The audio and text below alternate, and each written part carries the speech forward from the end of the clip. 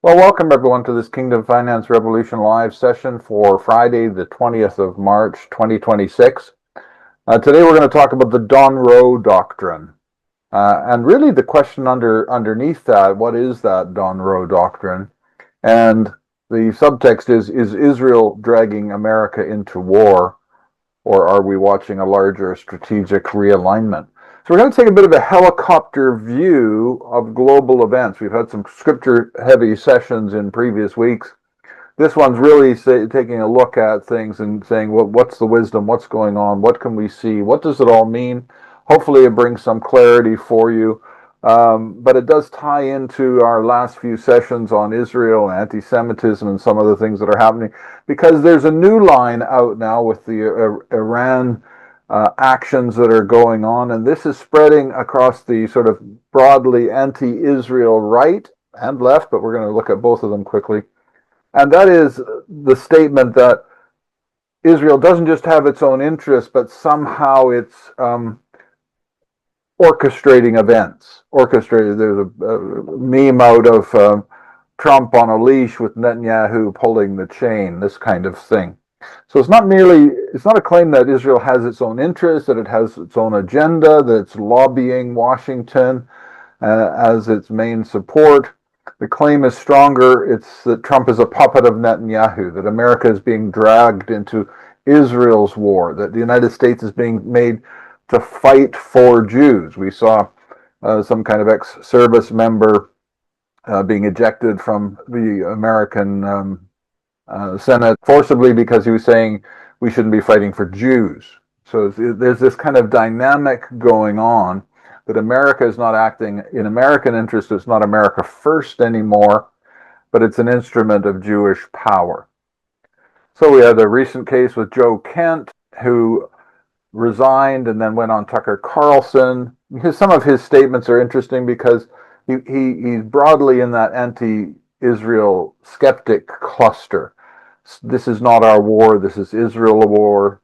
America is being used. Americans are dying for foreign interests. Trump is serving Netanyahu, and he probably went a little further than that and raised up some conspiracy stuff about Charlie Kirk and his death, right? So that's the conspiracy pattern. We're just going to name a couple of them that are out in live. Search them yourself. I'm not going to go down the rabbit hole too deeply because it's very scary. But this is the pattern. So the Jewish lobby, AIPAC, or Zionist actors, this nefarious group, are forcing America into war. That's one of them. That's the primary claim. It's not just advocacy that it's somehow forcing them.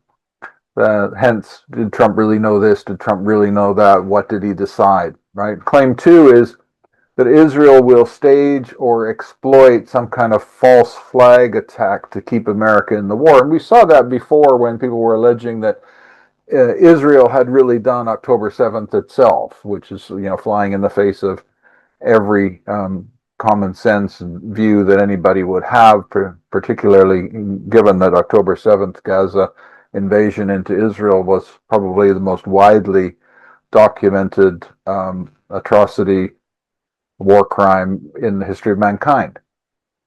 So this claims this orchestration. This is somehow being orchestrated, right? Third is that Israel actions are being driven by occult, religious, or supernatural Zionist sorcery. We're seeing a lot of this kind of occultization of Jews as an allegation.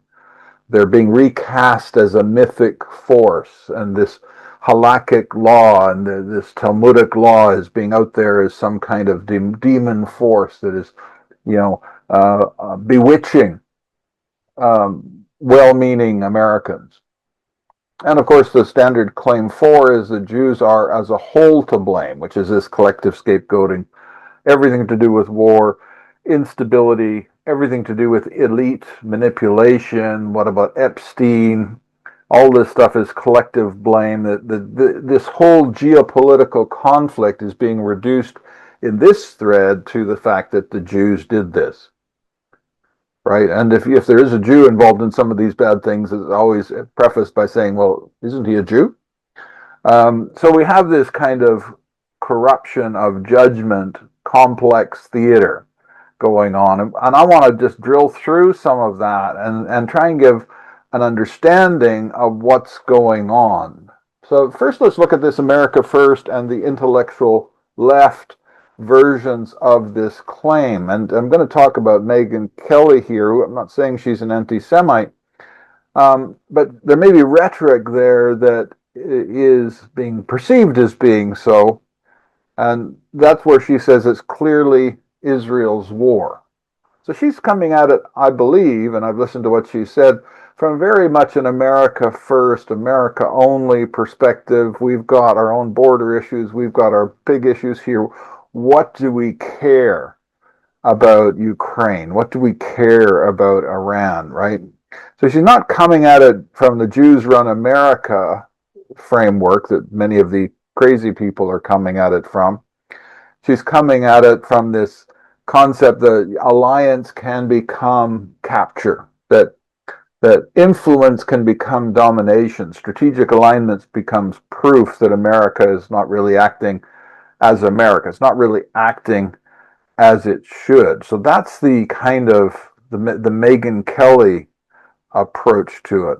On the intellectual left, we've talked about the Red-Green Alliance and the process down the Red-Green Alliance. That's the alliance of the far left and Islamist forces united because they have a common enemy, Jews first, and the Christians, this destruction of the West, destruction of Judeo-Christian foundations.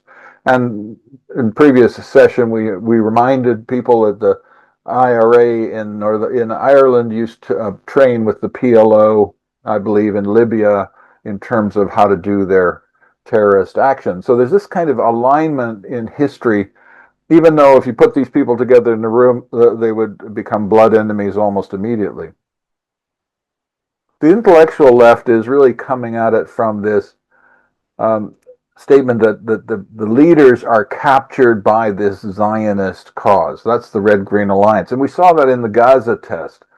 Why is our leader in the United Kingdom behaving the way he is? Well, there's quite a large majority of the Islam group, the politicians that are Muslim, that would favor a Gaza test. In other words, if you don't believe what we believe about Gaza, then you should be deselected as a parliamentary candidate. So there's this test of right thinking, and right thinking, of course, is anti-Semitic, anti-Zionist, anti-Israel broadly. So for him to come out in forcibly, for example, in relation to not just Gaza, but come out forcibly in relation to Trump and Israel in this joint action against Iran would be something that he would probably or allegedly feel throttled by. In other words, you can't really come out with that because it's a bit radioactive for him.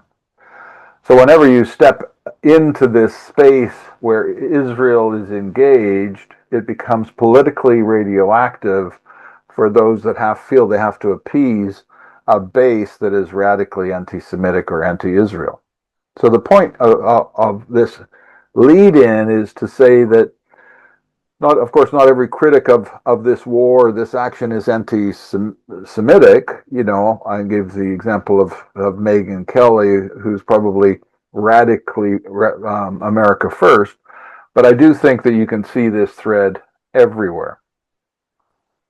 So the second part of this is you do have, though, alliances, lobbying, and everything that goes on. Israel does have interests. Israel does lobby. Israel does want American support against Iran. It's pushing down this road. It's got its own agenda that it's driving, and there's absolutely no doubt that there's a lot of push there.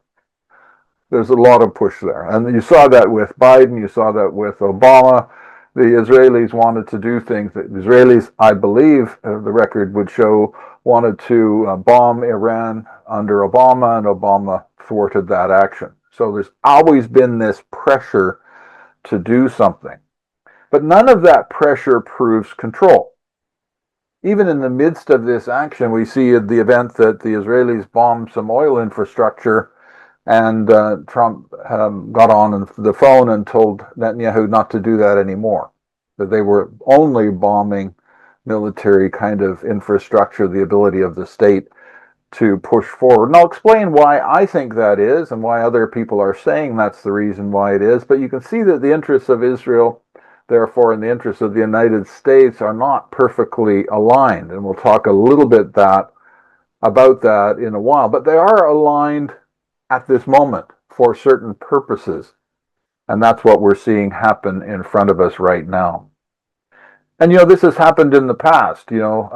Esther and Xerxes had the same kind of alignment of interests where he said, I can't withdraw the sort of statement against the Jews, but I will allow you to defend yourselves vigorously.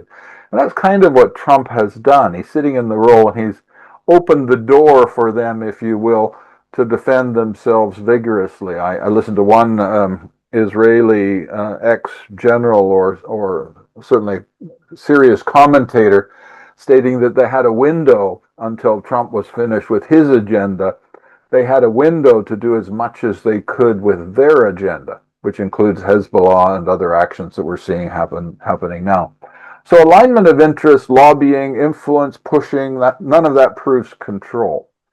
So we just have to refute that kind of controlled element. Allies have shared enemies, they have overlapping interests, but they have different endgames, different thresholds. We're seeing very clearly stated in relation to Iran, and this may change, but Iran's goal from a U.S. perspective is not to have any kind of boots on the ground or any kind of prolonged campaign, particularly as America's going into an election cycle.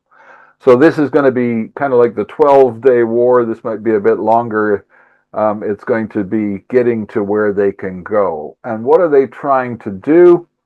I think they're ideally trying to find somebody there that can step up and they can work with, like they did in Venezuela. And we'll talk a little bit more about that when we get down to some of these examples. So I think it's a naive fiction that they're acting as one seamless anchor. I think there's frictions between them. I think the Israelis want to do more things. There's this kind of contest. They're not frictionless or seamless actors. But they're also not in some sort of conspiratorial puppet master theory. Netanyahu's expressly come out and spoken against that. And again, that was also when he gave proof of life, because the right-wing conspiracy groups were saying that he'd been killed. So if Trump in America got what he wanted from Iran, which is no nuclear ambitions, ballistic missiles, hedges, and somebody that will work with him to keep those facts going forward, I think he would be exiting stage left. He also said he'll exit when he feels they have surrendered, which is another way of putting where he feels they're done, even if there's nobody there in the rabid, ranting mullah class that are willing to say that they're done. So when he feels the steak is well done, that's when he's going to stop everything that he's doing and move on. So this kind of dialogue that we're seeing in the far right and the far left is not really working. So here's my thesis, that this is all, of course, bigger than Israel. Trump, more than one thing can be true at the same time. Trump is acting in part because Israel is an ally under threat from a regime that has these armed proxies, Hezbollah, Hamas, the Houthis, everything like this. He's acting because he's also acting, I think, because the people of Iran rose up, and after the last bombing campaign, and people are estimating upwards of 30,000 people have been killed. So he's acting out of this place, but primarily because it aligns with his geopolitical global ambitions. And that's something we're going to talk about, which I'm boiling it down and calling it the Donroe Doctrine. And I'll explain the etymology of that word as well. So he has a wider strategic kind of worldview, let's call it a doctrine, that is at play right now. You won't find this in the mainstream media, because the portrayal is that they want to portray him as if he was Biden, as if he was a bumbling fool, stumbling here and stumbling there, just reacting kind of knee-jerk and all out of ego and narcissism and all of these things. And that he has no plan, and that we're somehow in a morass, even though, by all accounts, it's been a very successful campaign. This is an allied overlap situation, but the overlap occurs because it's inside America's larger strategic realignment, right? This is why the fighting for the Jews line is wrong. Israel strongly wanted action against Iran. They believed that Iran would secretly get weapons or dirty bomb, and they would immediately and unhesitatingly use it to destroy Israel. So their goal was very clear. They wanted to take these people out, and it's for them an existential threat. That's why they were so well prepared. They weren't well prepared for October 7th, but they were well prepared for some of the other actions that we've seen. So Israel's goal is to sort of destroy and denigrate and erode all of the capability of Iran and the Iranian-backed actors against them, including the regime and all of the leaders in the regime that were responsible for October 7th and many other atrocities. And they've been purposeful in their goal. They also want a full-on regime change, ideally back to the Shah's son or some other figure that could totally take Iran out of this Islamist ideology that it's currently in and bring freedom to the people. And that, while it would be liked, appreciated by the United States, is not part of their strategic goals at this time. So let me just tell you a little bit about this Donroe Doctrine. And what it is a reanimated Monroe Doctrine. So this is not Israel dragging America into war, and I'm going to show you why. This is where this larger framework matters. And we're seeing what commentators have now started calling the Donroe Doctrine. Of course, the Monroe Doctrine was the long-standing American doctrine in the 19th century that the Western Hemisphere is primarily a U.S. sphere of interest. So North America, the Western Hemisphere, is the U.S. sphere of interest in which outside great powers should not establish controlling political or strategic influence. In simple terms, is a claim that the Americas are not an open field for rival empires to penetrate, dominate, militarize against the United States. We saw that in the United States already, right? The Monroe Doctrine. The Donroe Doctrine is sort of the adaptation of that for the 21st century. It's revision, it's implemented, and it's being applied by the Trump administration. So I've tried my own definition here.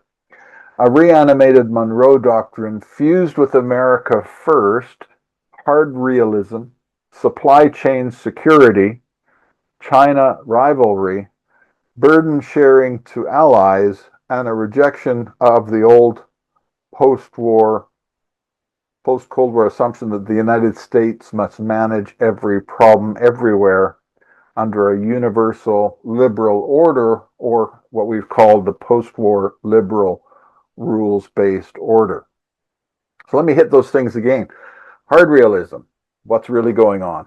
Supply chain security, we can't rely on China for our medical supplies and masks and all these kinds of things. We've got to reshore manufacturing.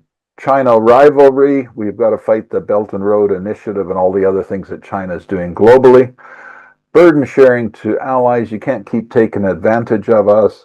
The post-war with Europe broken, structures were put in place that America was subsidizing. He's not going to subsidize it anymore. Hence his statement to Trudeau at the time, called him Governor Trudeau. If you can't afford $200 billion that you're getting from us, then you're really more like a state or a province. Pay your own way. And he's very blunt about it in true Trumpian tradition. Rude about it, let's call it. And this rejection of the post-war liberal rules-based order is probably one of the biggest things, because the whole radical left, Biden, Carney, Macron, everybody else is pushing from the post-war liberal rules-based order to say, let's turn that into a global government of some kind. Let's take that framework and make it apply to everybody, and anybody that doesn't like it will shut down through dis and misinformation claims. So it's really the antithesis of that. So in practice, the Donroe Doctrine really means that the America, for him, and for his administration, the American hemisphere comes first. He'll get involved in Iran, he'll do some adventures in Ukraine, but really wants to shut that down. It's a long way away, it's not really a priority for him. Critical choke points come first. We're going to talk about these critical choke points. And hostile external penetration is to be rolled back. You never heard Biden talking about the Panama Canal, because they were basically content with the decline of the American influence and American empire and become one partner of many in this new global elite framework. Marco Rubio stated this bluntly: the post-war global order is not just obsolete, it's now a weapon being used against us. So it's not just that we're pivoting from America being the source of supply. If you come up short, then America always fills the check.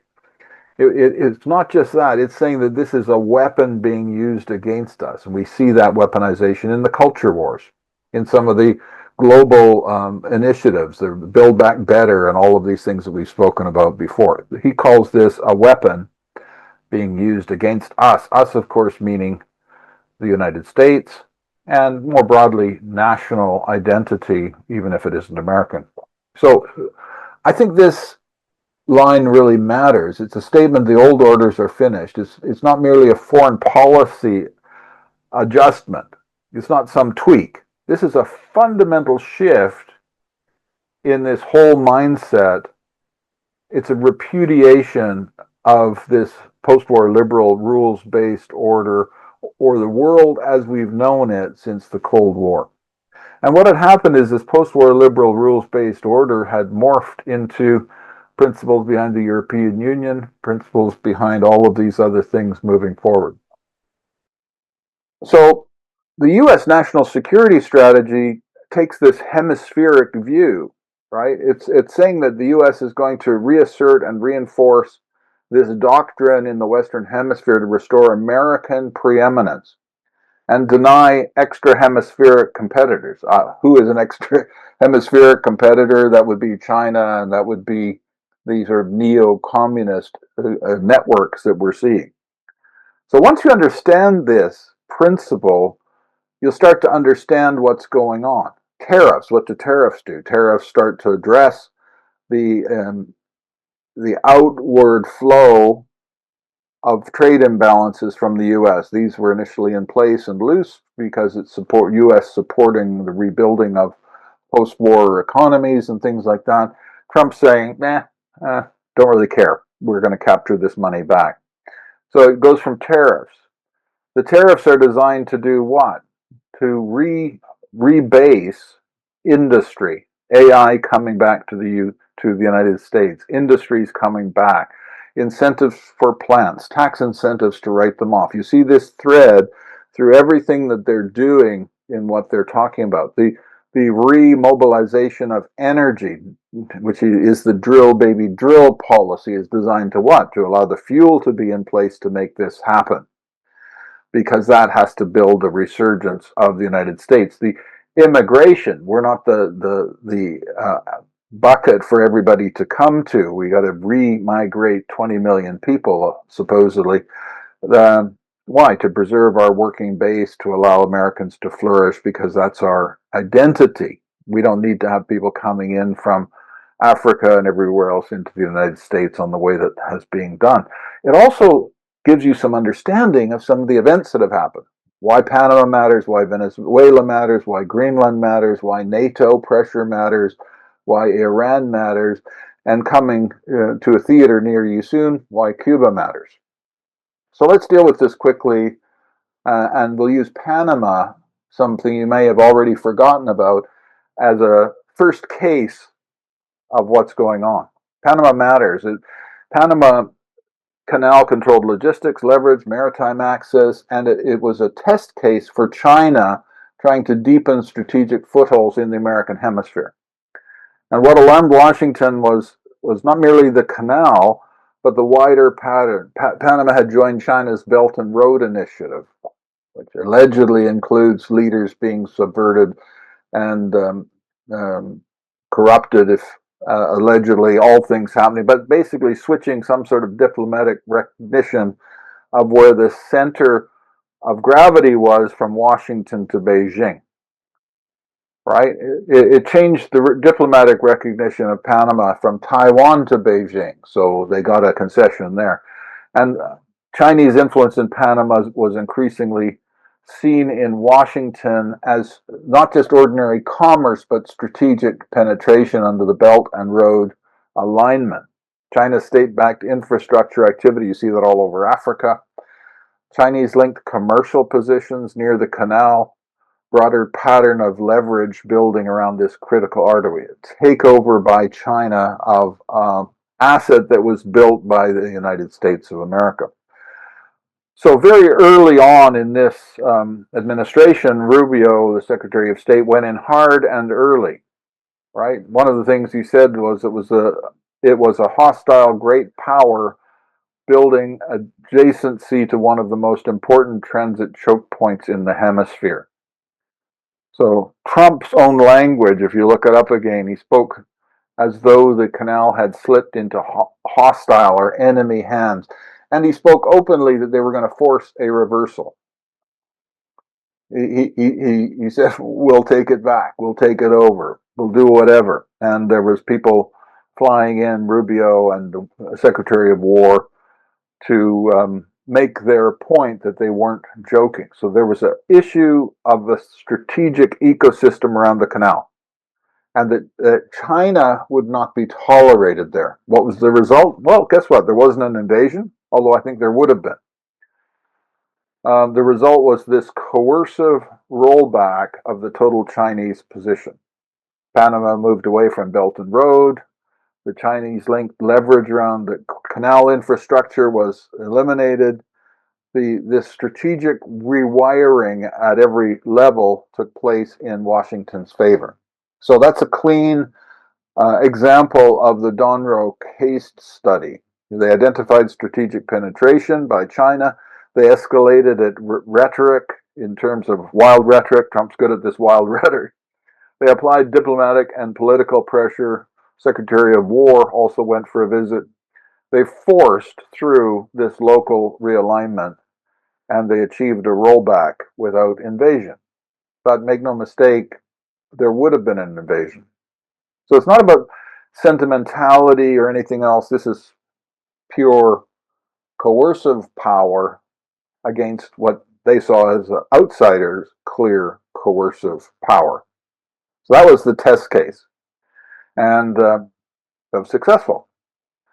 The next one I want to look at is Venezuela, and I've entitled this portion of the talk, Reinventing the Stick, because, there was no stick.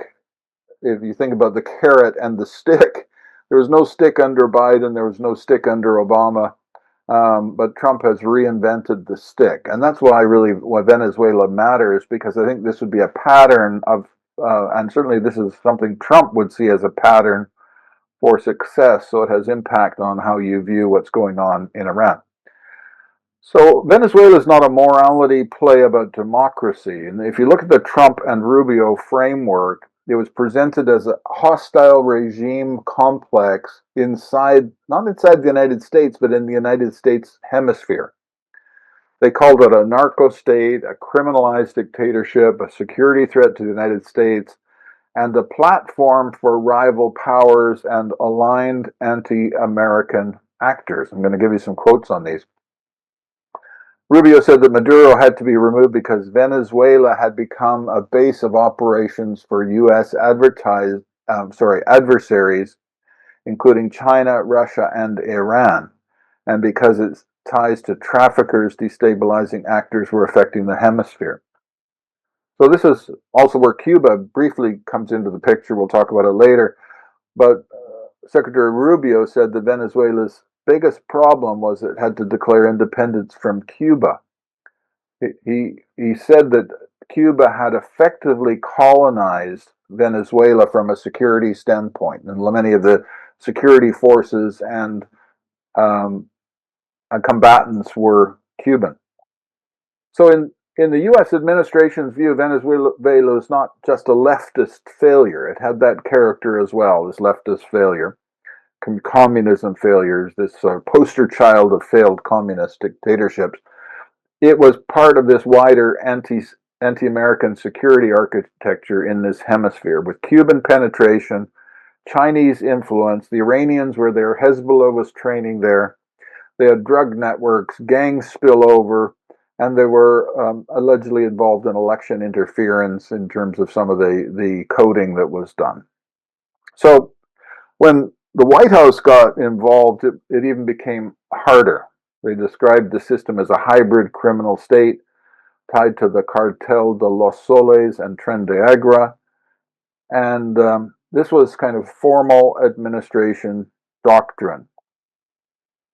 It wasn't the Biden-esque style where you're saying, don't do this, don't, without consequences. This was building power with pressure. So here's the carrot and the stick. And Trump, I'll give you some quotes that show this. Quote from Trump: "I did have conversations with him," that's Maduro, "and I said, you gotta surrender. And I actually thought he was pretty close to doing so, but now he wished he did." Secretary Rubio gave a blunter formulation, and I quote, "Nicolas Maduro had multiple opportunities to avoid this. He was provided multiple very, very, very generous offers and chose instead to act like a wild man, chose instead to play around."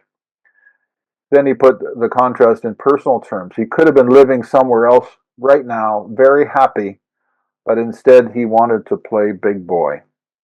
So there was a safe exit. I call this the carrot. He would have been very, very happy. He could have been living somewhere else. The chance to destruction, this carrot, was real, but Maduro refused it. And how did he refuse it? He had the Chinese come. He didn't resist it in silence. He got on and he taunted Trump and dared him to act. He said, "Come get me," Maduro said. "I will wait for him here in Miraflores. Don't be late, coward." That was the taunt that he gave to Trump. Trump made it clear that the warning was not confined to Maduro. And here's the critical point to think about in terms of strategy. He said that a second and much larger attack had been prepared if cooperation did not follow. What are we seeing in Iran? Attacks followed by another attacks, right? What is he looking for? All political and military figures in Venezuela should understand what happened to Maduro can happen to them. So this is the carrot and the stick. And they weren't sequential. He didn't work with Maduro, then take him and then start working with somebody else. He worked with Maduro, and when it looked like Maduro wasn't moving forward, he found another regime figure, allegedly Delcy Rodriguez, and let's make this part of maybe the personal approach of Trump in the Donroe Doctrine, which is find me a Delcy. Find me somebody in this evil regime that is willing to work with us. And allegedly, they worked with Delcy Rodriguez, facilitated the American action that took Maduro away, and allegedly Delcy Rodriguez is, compliant, cooperative, surviving under the new order, and doing well. But it was also there that there was a threat that if she didn't, there were indictments and she could face the consequences. So guess what? This isn't all ideologically perfect. It's a coercive rearrangement of the structure to create an alignment with this Donroe Doctrine. If you don't understand the Donroe Doctrine, we're not going to have China there. Quite interesting that the day that Maduro was taken was the same day he was hosting a delegation from China. Coercive rearrangement.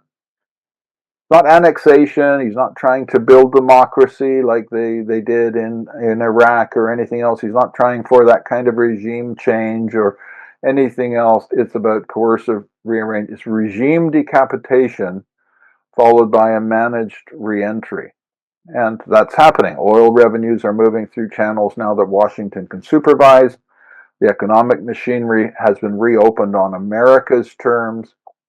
And that's why Venezuela, I think, will become and is the classic Donroe case study. You have a failed communist regime aligned with China, hosting terrorism, working with Iran, subverted by Cuba, all these things happening. It's not positive.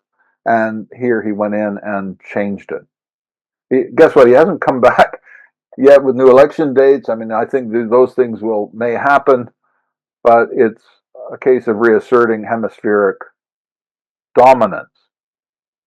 So Venezuela matters. It's also a message to Beijing. Panama, out. Venezuela, where they get oil, out. So things are starting to happen. Now, Greenland is interesting. I'm going to talk a little bit about Greenland. No war, no invasion. But why is Greenland important? It's not a vanity project, but it's really central to Arctic control, missile defense geometry, air naval bases, northern route security, mineral access, and the question whether the United States will rely on weak allies or allies it perceives as weak, NATO and Denmark, to control or steward this critical area that's more contested by Russia and China. So Trump's point was simple. This is U.S. interests as part of the Monroe Doctrine. Denmark, you're not going to guarantee Greenland security against major powers. Only the United States can do that. So we're not going to allow it to be dependent on Denmark and the speed at which some NATO committee works. So that's why Greenland is the Donroe Doctrine. Close to the homeland, missile routes, critical minerals, too important to be treated, sentimental sovereignty. And of course, the Greenlanders were in favor of a closer alignment, and that's a good thing, but there's lots of countries that might have similar problems or issues that aren't being offered this kind of intense network connection to the United States. So Trump didn't fail to get what he wanted. Trump pushed the extreme edge in asking, right? He asked for 150%, wanting 100, and then after all the pressure with NATO and everything else, he accepted his 100%. He got what he wanted by doing what he was doing. So what's happening in Denmark then? There's no formal transfer of sovereignty, but America has practical control, missile defense architecture, basing rights, logistics, mineral access, surveillance, Arctic force posture. So Denmark gets to say, in a titular basis, that its sovereignty is intact. NATO gets to say the alliance handled the matter, but the United States gets strategically everything that it asked for. And again, that's the Donroe regional doctrine at play. So we've seen Panama, we've seen Venezuela, we've seen Greenland, right? Keeps rival powers at bay because America is occupying that ground. That brings us to NATO. I mean, Trump last presidency, he was pushing for NATO to pay its fair share. In other words, they weren't paying. The burden of protection was on the United States. The United States was effectively, Daddy, if I didn't do my stuff, then Dad would have to write a check. Yeah, I'm short on my credit card. Dad would have to write a check. So he's pushed on NATO to act more independent, to pay their fair share, and he hasn't treated them as something that is permanent. He is not. The post-war liberal rules-based order would treat this as one of their anchor points. He's pro-NATO in a way, but not in the same way that it's never going to have anything. And that's why the recent episode in the Strait of Hormuz is so interesting, and we'll see how that plays out over the next weeks and years. But many people are saying that Trump did a test for his allies. He laid a trap. He asked them to help secure, not to get involved in the war, not to get involved in bombing Iran necessarily, but to come and secure the Strait of Hormuz. And immediately everybody jumped up in France and saying, we're not getting involved, we're not doing this stuff. And you can look at their reactions themselves. Trump then put out a Truth Social just in the last few days and said that this was a very foolish mistake. And then he escalated it further, saying the United States did not need NATO's help. We never did. It was a test of allies. And in Trump's reading, they failed that test. And then he went on to say that, well, hey, we don't need the oil from here. When we're done, we'll just leave, right? So who relies on the Strait of Hormuz? All of the NATO allies. So now they're scrambling to get their ships in the water, figure out if they can still float. And they're all scrambling now to say they're going to support free passage of shipping through the Strait of Hormuz. So very, very interesting to watch. But he pushed their buttons in terms of, would you be there for us when we needed you? And he forced them to confront the cost of relying on U.S. power while withholding meaningful support. So they're all going to sit there and protect their images as left-wing politicians, most of them, not come out in the way that would upset their Muslim base. They were going to just sit on the fence as long as the U.S. did the heavy lifting. But when it came right down to it and he called their bluff, they're acting. So it's very interesting to see the test of seriousness around NATO come out. It's about whether European governments will actually defend what they say matters. And that's why Greenland, NATO are in this talk. And, they're not maybe the clearest examples, but that's why they're here. It's part of this Donroe Doctrine. He's dealing with unseriousness. He's calling people out. It's a straight Donroe deal-making play. You pay, you act, or you stop pretending that your slogans are somehow strategy. And that's, you have to understand that kind of bull in a china shop approach that Trump has. Don't come here acting like we're all equals in the G8. There's America and the 7 chorus girls dancing. That's why when you saw him at one of those meetings, he pushed his way to the front. Why? Because he's not because of his giant ego, which he may have, it's because he represents the anchor of all of these powers, and he's calling them on it. That's why he called Trudeau on being the governor, because don't sit there and say we're going to have a trade deficit of $200 billion in your favor and then act like we're somehow meeting as equals.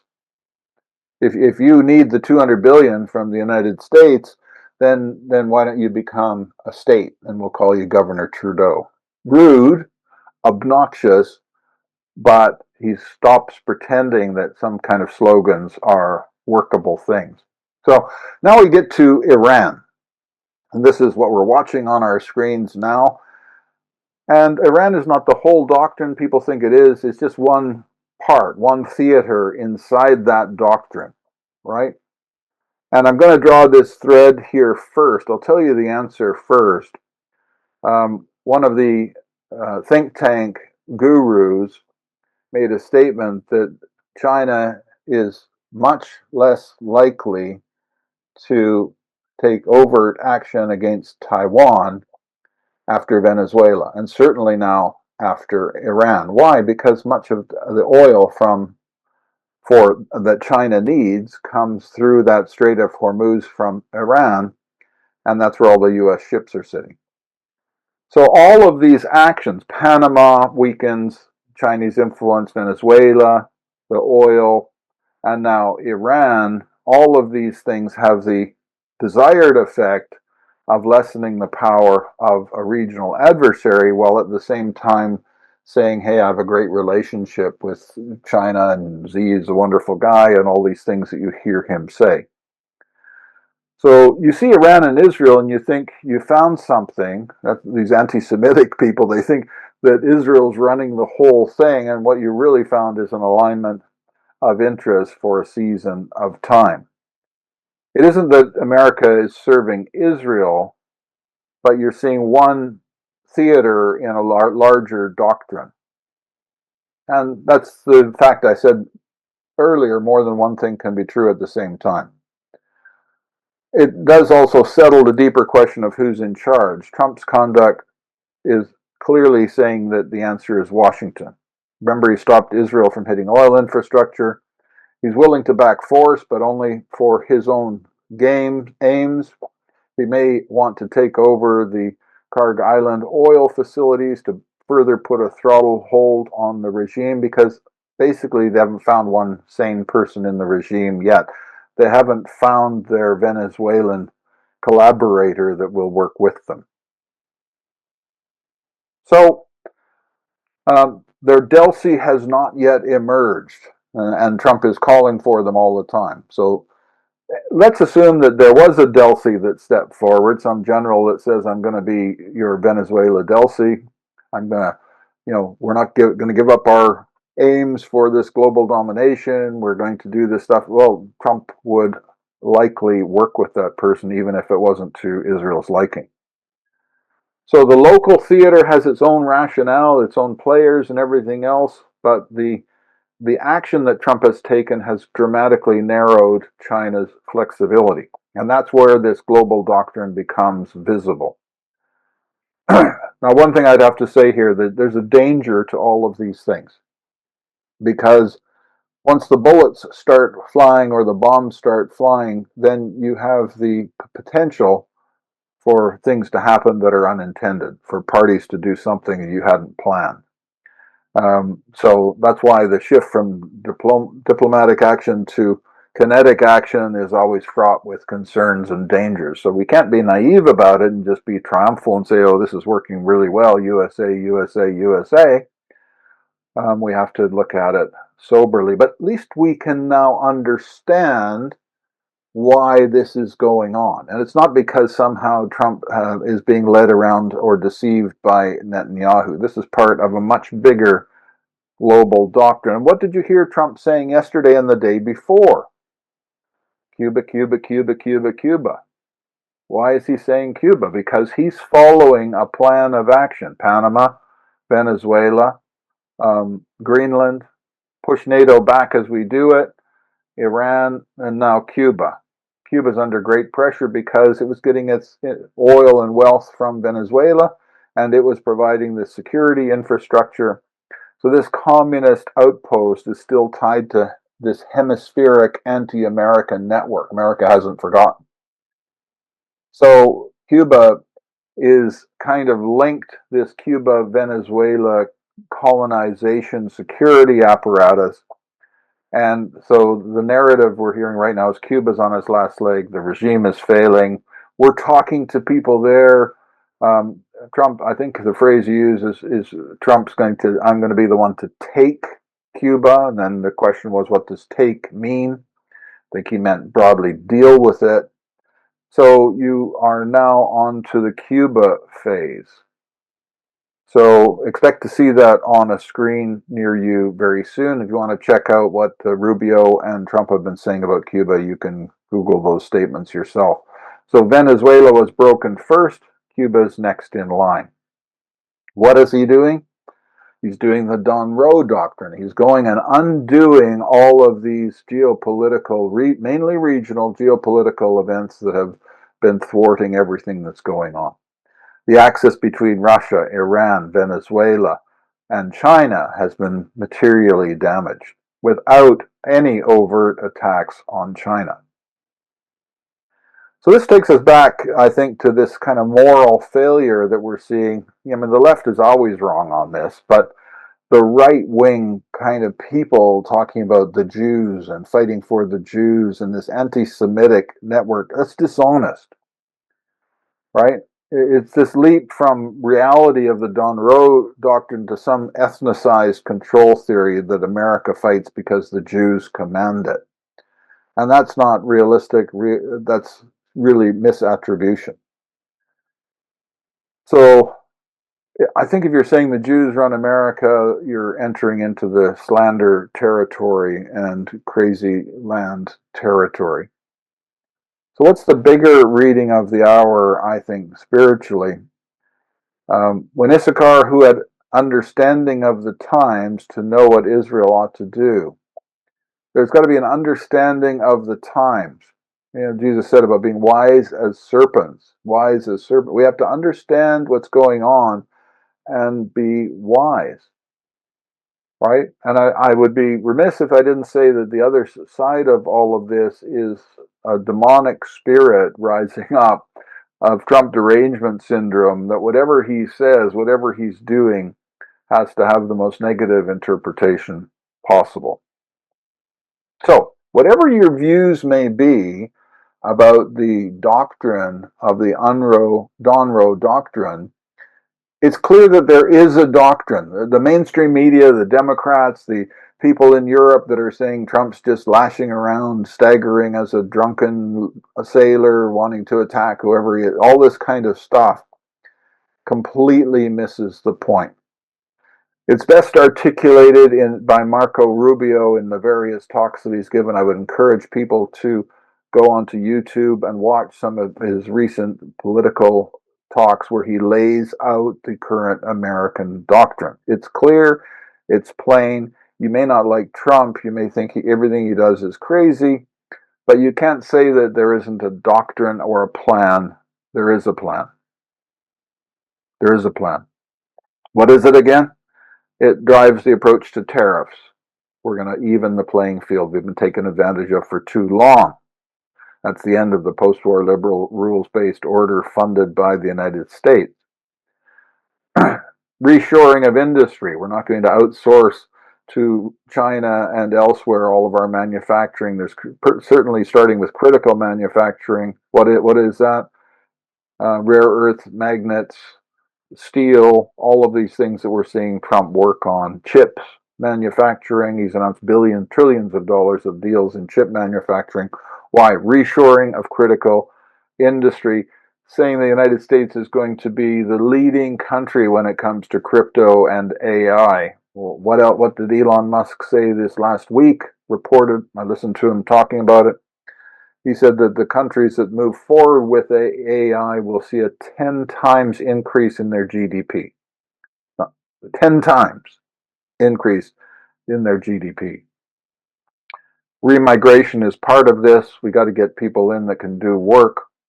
And then you have these geopolitical actions to shore up the security of the region based on the Donroe Doctrine. That's also why, I think unsuccessfully, to his chagrin, he's trying to push to close the Russia-Ukraine war, because it's just something he doesn't want to be involved in. What's the unifying thread behind all of this? Look to China. China's the number one geopolitical issue for Americas. None of this other stuff is all there. Every one of these things can be seen sniffing some influence that China's been building. And he's focusing on interests that China's been building in the region that the Donroe Doctrine cares about. He's shutting down China's room to maneuver. Yeah, and not every action is the same. You can talk about this on all kinds of other spheres as well. But hemisphere first, choke points first. What are the choke points? Panama and Greenland. Rival penetration rolled back. Venezuela, Cuba, Iran. Allies forced to carry more. That's all these Starmer, Macron, and all these people whining and moaning. But basically he's saying, go forth and multiply. And that narrows the room for China to operate and opens the door for America's strategic freedom. So we are in the middle of this entire act, watching it happen live. So when you hear somebody then say, oh, we're fighting for the Jews, or Trump's doing this, you just think, dear Lord Jesus, help us. People need to understand what's going on and not have this knee-jerk anti-Semitic or anti-Trump action, because the truth is much deeper, much more complex than these kinds of slogans. And guess what else happens? False diagnosis leads to false judgment. People are making mistakes. You hear people, you get involved in some discussion and they roll their eyes and say, oh my God, what is Trump going to do next? They're saying that because they don't have any idea what has been going on for the last 50 years, and they have no idea what Trump is trying to roll back that has happened to us in the last 50 years. So this anti-Semitic reading is morally corrupt. It's strategically illiterate. It mistakes one ally's alignment of interest for a time and then attributes the entire doctrine to the Jews or to Israel. And it's almost like saying, well, we have this Donroe Doctrine, but we're going to call it a Netanyahu doctrine. Yet that is a complete misreading of everything there. It's moral failure dressed up as some spooky forbidden insight and, you know, all the weird names around it. And just issue a proclamation from Scripture. Woe unto them that call evil good and good evil, that put darkness for light and light for darkness. And that's where we sit. Not with judgment, but with understanding. You know, we don't want to move sentimentally. We want to understand what's going on. And we want to operate with truth. So, Father, I just pray that there be revelation in the minds of everybody that hears my voice, that they could do their own research, correct what needs to be corrected, understand what needs to be understood, and get a better understanding of where we're going, because that's when we can add our prayers to what's happening. Yes, we need to pray against the crazy people that are making late-term abortion legal in the United Kingdom. Yes, we need to pray against the rise of influence in Islamist violence and Islamist influence and Islamist triumphalism in our nation. We need to pray about all of these things, but we need to do it from a point of wisdom and understand what's really going on. So we just release that declaration in the name of Jesus, and we ask that people would dig in and understand what's really going on. Amen.